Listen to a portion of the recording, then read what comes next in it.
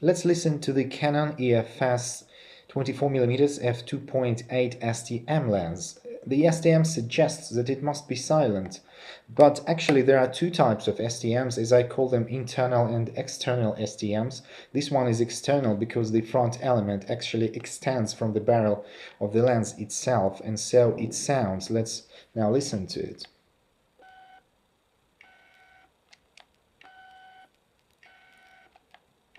So it is very quiet, but it's not absolutely silent.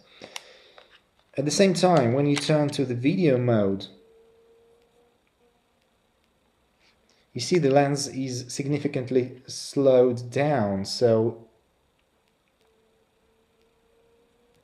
in video mode, it actually becomes quieter than in photo mode.